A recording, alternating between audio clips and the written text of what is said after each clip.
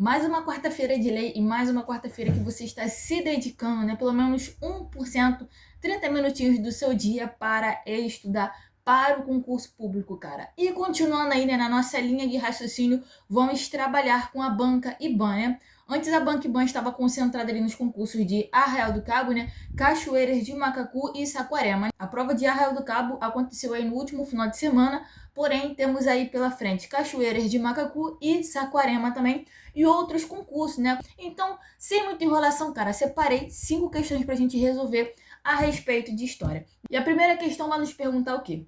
Ao analisar a crise do sistema colonial no final do século XVIII, Novaes, 1986, destaca a importância das reformas pombalinas. Considerando as transformações promovidas por essas reformas e seus impactos na relação entre Portugal e Brasil, assinale a alternativa que melhor representa os efeitos das reformas pombalinas no processo de independência do Brasil. Letra A. As reformas pombalinas, ao centralizar o poder em Portugal e intensificar a exploração econômica do Brasil, contribuiu para o crescimento do sentimento separatista e para a independência. Vamos deixar essa aí de stand-by, mas se você conhece um pouco a respeito da reforma pombalina, né, o próprio enunciado já disse que promoveu, né, essa centralização do poder em Portugal e uma maior exploração também na colônia. E a letra A vai dizer justamente isso. Mas vamos analisar as demais. Letra B. As reformas pombalinas, ao modernizar a administração colonial, prepararam o terreno para a independência do Brasil, ao fortalecer a burguesia local e estimular o desenvolvimento econômico. Letra C. As reformas pombalinas fortaleceram os laços entre Portugal e Brasil, garantindo a unidade do império e adiando o processo de independência? Claro que não. Então, a letra C está errada. Letra D. As reformas pombalinas não tiveram impacto significativo na relação entre Portugal e Brasil. Isso aqui também já está errado. Mas vamos continuar. Sendo a independência um processo determinado por fatores externos. Isso aqui também está errado. E a alternativa que melhor se encaixa nessa questão das reformas pombalinas e as suas consequências vai ser a letra A.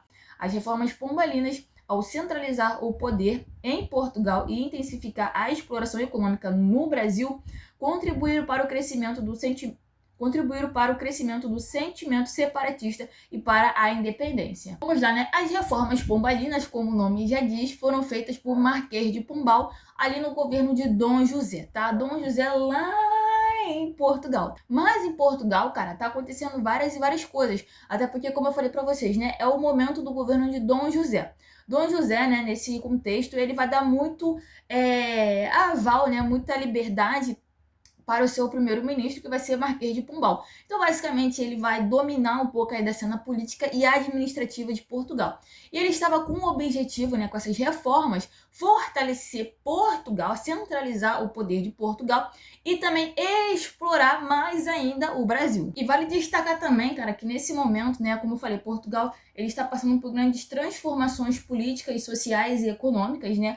Até porque tá tendo um enfraquecimento do Império Português, tá ligado? Até porque o auge do absolutismo já aconteceu. Então o Marquês de Pombal, vendo essa decadência do Império Português, cara, e da economia e da política, ele tá tentando o quê? Reformar Portugal, reformar a economia, reformar a estrutura do governo de Portugal, centralizando cada vez mais o governo na mão do rei. Tá?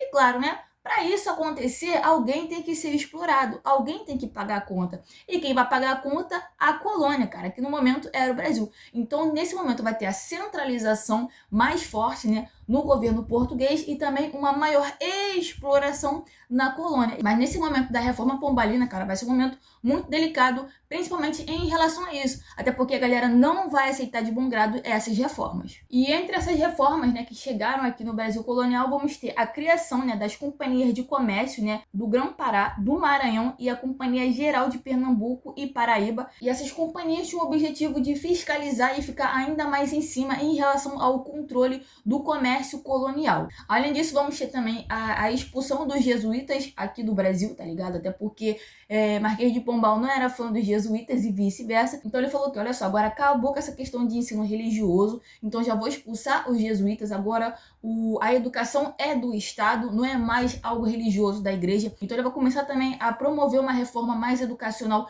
em Portugal e no Brasil também. Então vai começar aí com a expulsão dos jesuítas aqui da colônia. E a outra reforma vai ser justamente isso, né? A centralização e o controle mais efetivo da coroa portuguesa aqui, o que estava enfraquecendo ainda mais as elites coloniais. E claro, quem vai ficar insatisfeito? As elites coloniais, que vão começar a fazer esse burburinho, essa movimentação política de falar o quê? Olha só, a gente não quer mais isso, a gente quer a autonomia. E claro que isso vai influenciar a independência, né, alguns anos depois. E vamos partir para a nossa segunda questão do simulado, que vai nos perguntar o quê? O ensino de história, especialmente no contexto contemporâneo, enfrenta uma série de desafios relacionados à abordagem pedagógica, ao uso de novas tecnologias e à construção de uma narrativa histórica inclusiva e crítica. Considerando esses desafios, qual das alternativas abaixo melhor descreve a importância de uma abordagem crítica no ensino de história, que contemple tanto a pluralidade de perspectivas quanto as questões sociais e culturais presentes no currículo? Letra A, o ensino de história deve se limitar. Isso aqui, cara, já começa a ficar complicado. Se tá falando de algo plural, algo mais abrangente, mais crítico, você tá falando que o ensino de história deve se limitar, já acabou, cara. A questão aqui pra mim já fica errado só com isso. Mas a letra A, ela já se anulou principalmente por a palavra limitar, né? E falou assim, limitar a transmissão de conhecimento único e homogêneo. Não é isso que a gente está buscando num contexto mais contemporâneo, crítico e inclusivo, né? Então a letra A está errada. Letra B. No ensino de história, é essencial focar apenas na história política e econômica de grandes eventos. Isso aqui também está errado. Você não pode focar nos grandes nomes dos heróis nacionais e tudo mais, nos grandes eventos, tá? E as outras classes que ficaram sempre marginalizadas, sempre esquecidas na história, você não vai falar a respeito delas? Isso aqui também está errado. Só que essa primeira parte da questão está errada. Letra C. A abordagem crítica no ensino de história deve se concentrar em questionar os eventos passados, sem considerar as diferentes perspectivas dos envolvidos, já que a interpretação histórica deve ser unificada e não sujeita a múltiplas interpretações. Isso aqui também está errado. Então ficou só para nós analisarmos aí, né, a letra D, que é o nosso gabarito, estimulando os alunos a considerar diversas perspectivas sobre os eventos passados e incentivando um olhar crítico sobre as questões sociais, políticas e culturais, reconhecendo as múltiplas vozes presentes na história. E é justamente isso que o pensamento crítico da história contemporânea, o ensino de história contemporânea deve abordar. Você vai falar dos grandes eventos? Sim. Você vai falar aí dos heróis nacionais e tudo mais? Sim, mas você também precisa trazer à tona a voz de grupos que ficaram aí invisíveis, né? Foram invisibilizados durante vários e vários séculos aí ao longo do ensino de história. Então você tem que trazer isso e as vozes, as contribuições culturais, sociais, que esses agentes também influenciaram na questão social que temos hoje no Brasil, o ensino de história. Então o ensino de história deve ser isso, deve ser dinâmico. Você tem que trazer o seu aluno também para debater, trazer a sua vivência, o seu conhecimento para a sala de aula, trocar figurinha com o professor, tirando muito desse modelo tradicional que você, professor, chega lá e expõe o conteúdo, expõe os fatos e pronto, você vai ficar ali, ó, falando, enquanto o seu aluno só vai ficar ali recebendo a informação e vai ter aquilo ali como verdade absoluta, basicamente, sem questionar, sem criticar. E não, isso tá errado, já tá ultrapassado, esse modelo tradicional de educação já passou. Agora é uma abordagem mais crítica, trazendo o conhecimento do aluno, trazendo o aluno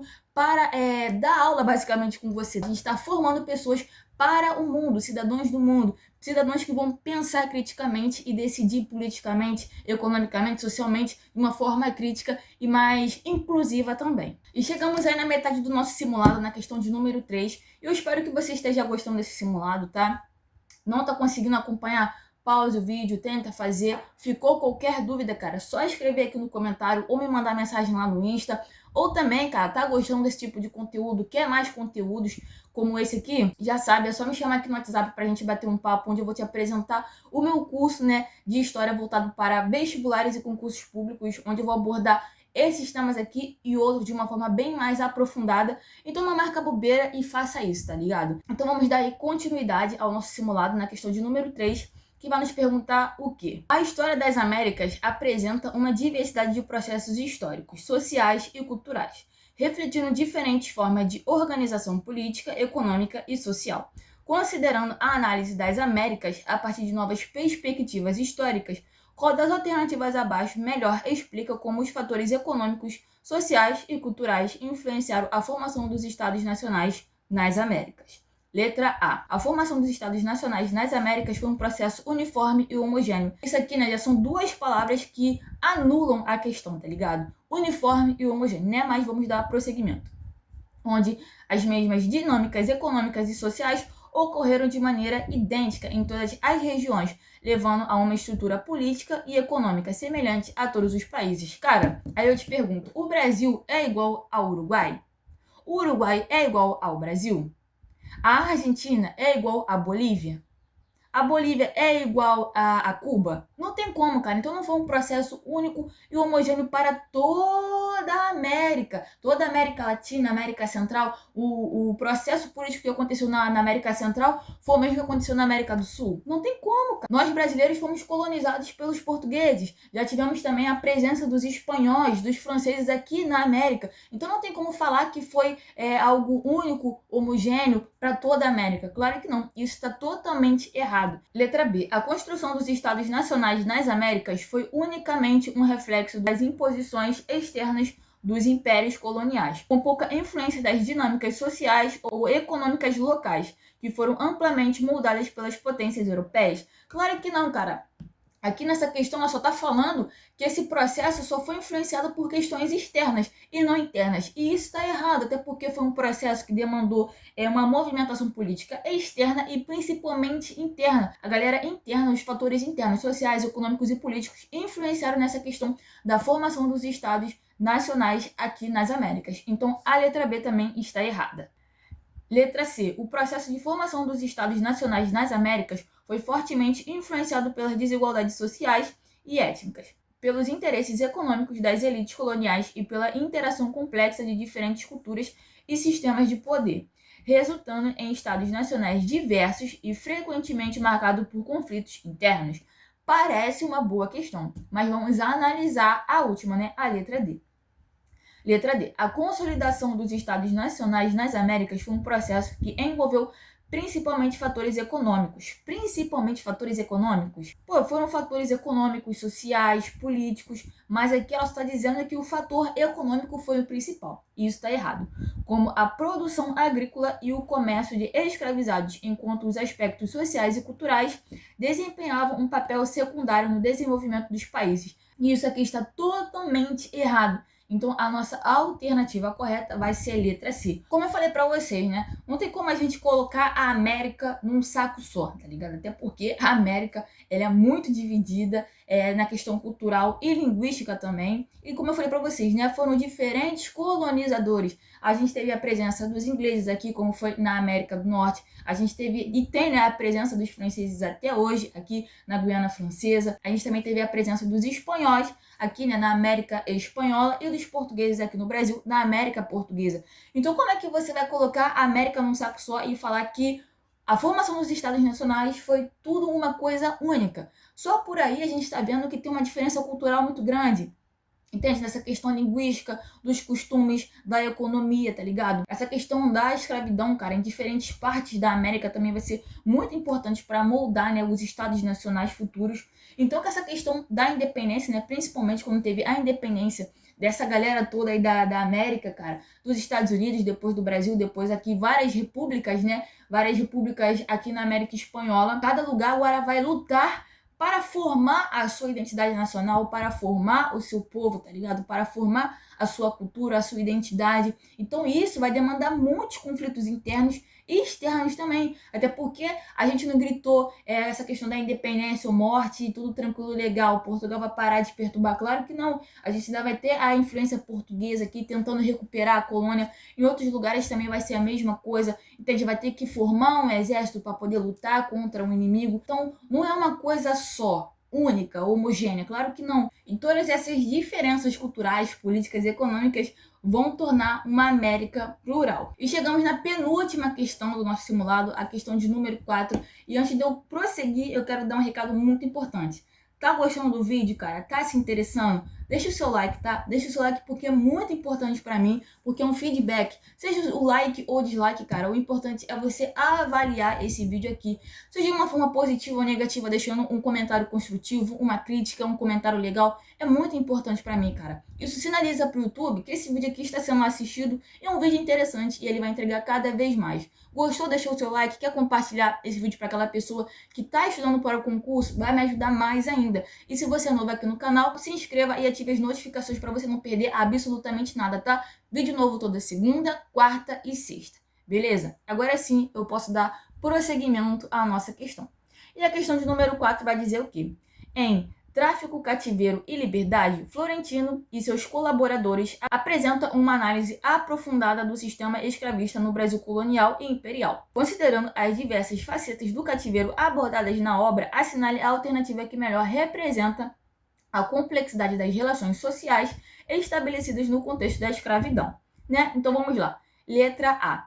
As relações sociais no contexto da escravidão eram marcadas por uma grande diversidade, incluindo relações de poder, resistência, negociação e, em alguns casos, até mesmo de afeto. Né? Parece ser uma questão interessante. Né? Vamos deixar ela de stand-by e vamos analisar as demais. A liberdade dos escravos, quando ocorria, era plena e imediata. Plena e imediata, sem que os ex-escravizados enfrentassem qualquer tipo de discriminação ou dificuldade para se inserir na sociedade. Cara, isso aqui é uma grande mentira, tá ligado? Não era um processo simples. Agora eu tenho a minha liberdade, eu sou uma pessoa livre, vou conseguir um emprego, vou ter uma melhor condição de vida, eu vou ascender socialmente e vou ficar rico. Claro que não. Essa pessoa, esse ex-escravizado, vai ter uma grande dificuldade de se inserir naquela sociedade que era escravista, que era racista, que era preconceituosa. Então não era algo simples e tranquilo e bonito. Muito pelo contrário. Então a letra B está totalmente errada. Letra C. As relações entre senhores e escravos eram marcadas exclusivamente pela violência e opressão, sem qualquer tipo de vínculo afetivo ou de resistência por parte dos escravizados. Essa questão aqui, sem ter a resistência por parte dos escravizados, tá errada, né? A questão aqui tá dizendo que não tinha resistência, mas a gente sabe que sim, houve vários tipos de resistência por parte dos escravizados. Então isso aqui anula a questão. Letra D. A escravidão era uma instituição homogênea, no qual todos os escravizados ocupavam a mesma posição social e viviam sob a mesma condição de trabalho. E isso aqui também está errado. Então só sobrou mesmo, né? O gabarito correto vai ser a letra A de aprovação. A obra de Florentino ela vai ser muito importante, né? Uma das obras aí que vai te ajudar a entender e compreender essa questão da escravidão e as múltiplas relações que envolviam essa questão da escravidão. E ele vai romper com esse pensamento simplista que a gente tem muito a respeito da escravidão. Quando a gente vai estudar a respeito da escravidão, a gente sempre pensa o quê? Foi algo violento e tudo mais. Foi violento, extremamente violento. Porém, não se resumiu a isso, cara. Como a questão vai dizer, a relação foi muito múltipla, tá ligado? Não foi só uma relação de dominação e de violência. Foi uma relação de resistência, de negociação e até mesmo de afeto. Até porque, cara, a gente sempre ouviu falar, principalmente, né, quando a gente vai estudar a respeito da escravidão indígena e também africana, a gente sempre ouve o quê? Eles eram passivos. Eles não tinham nenhuma forma de resistência. Eles chegaram aqui sem força, sem nada. Muito pelo contrário. As fugas eram forma de resistências. Até mesmo, cara, o suicídio, naquele contexto da escravidão africana, também era visto como uma forma de resistência. Então vão ter várias camadas essas relações e essas resistências, tirando desses grupos a passividade da escravidão. E também, quando a gente vai estudar um pouco a respeito disso, a gente vai ver a negociação e a formação até mesmo de alianças. Então a gente tem que tirar um pouco dessa visão de tipo, que só teve violência e passividade da galera. Teve violência? Muita violência. Mas também teve forma de resistência, tá ligado? Muita resistência por parte desses grupos. E chegamos aí na nossa quinta e última questão, que vai nos perguntar o quê? A história das Américas, ao longo dos séculos, foi moldada por dinâmicas complexas envolvendo diversos grupos sociais, culturais e políticos. Nesse contexto, a análise das interpretações entre as metrópoles coloniais e as sociedades indígenas africanas locais nos permite compreender melhor a formação das Américas. Com base nisso, qual das alternativas a seguir melhor descreve o papel das relações coloniais nas Américas? considerando os impactos nas sociedades indígenas e africanas. Letra A. As interpretações coloniais nas Américas foram predominantemente pacíficas, né? Foi tudo de uma forma amigável, não teve conflito, não teve nada, não teve resistência. Isso aqui já está errado, né? Essa primeira parte da questão já está errada. Mas, porém, vamos continuar. Com as sociedades indígenas e africanas integrando-se harmoniosamente aos sistemas coloniais europeus, sem grandes transformações sociais e culturais. E isso aqui, cara, tá totalmente errado. Letra B. A colonização das Américas foi essencialmente um processo de desintegração das culturas indígenas e africanas, sem qualquer resquício cultural ou social das populações originárias, que foram totalmente subjugadas pelos colonizadores europeus. Isso aqui está errado, cara, até porque vai colocar aqui, sem qualquer resquício cultural ou social das populações originárias, tá? Acabou a cultura indígena. A gente não tem nenhum pingo de cultura indígena no Brasil contemporâneo, no Brasil atual. E isso está totalmente errado, cara. A gente tem uma grande influência africana e indígena e europeia também na nossa cultura brasileira atual. E isso aqui está errado, né? Está dizendo que não tem nenhum resquício cultural a respeito dos indígenas e dos africanos, né? Mas a letra C vai dizer o quê? As relações coloniais nas Américas foram marcadas principalmente pela exploração de recursos naturais, sem impacto significativo sobre as sociedades indígenas e africanas. Eu vou parar aqui, né? Teve essa exploração e essa exploração não teve nenhum impacto significativo nesses grupos, cara. E isso aqui está totalmente errado, não vou nem terminar de ler. Então só sobrou mesmo a alternativa D, né, pra gente marcar como certa. A formação das sociedades americanas resultou de uma convivência forçada e desigual entre europeus, africanos e indígenas, cujas as culturas se misturaram, mas também resultaram em conflitos e resistências, configurando uma história marcada por processos de aculturação e resistência. E isso aqui está totalmente correto. E esse foi o nosso simulado, gente. Eu espero de coração que vocês tenham gostado, que vocês tenham tentado fazer também, resolver as questões. Como eu falei pra vocês, cara, ficou qualquer dúvida, é só colocar a sua dúvida aí no comentário, ou me chamar no Insta, ou me chamar no WhatsApp pra gente bater um papo a respeito do curso, trocar ideia também, tirar algumas dúvidas, tá? Então, de coração, espero que vocês tenham gostado. Se você gostou, eu tô reforçando novamente o lembrete. Deixa o seu like, ative as notificações e compartilhe esse vídeo para aquela pessoa que precisa saber da existência desse vídeo aqui. Até porque você vai me ajudar e eu estou te ajudando, tá ligado? A gente tá estudando junto, basicamente, e vamos aí continuar estudando juntos por um bom tempo, até porque os concursos não param, as provas não param, eu também estou estudando, também estou aí no meu período de concurseira, então enquanto eu estou estudando, eu estou ajudando vocês também. Então todo mundo se ajuda e todo mundo no final das contas sai feliz. Então é isso, gente. Muito obrigada pela tua companhia, muito obrigada por ter assistido o vídeo até aqui e até o próximo vídeo, até a próxima quarta-feira, onde a gente vai resolver mais 5 questões a respeito da Bank Bom. Valeu!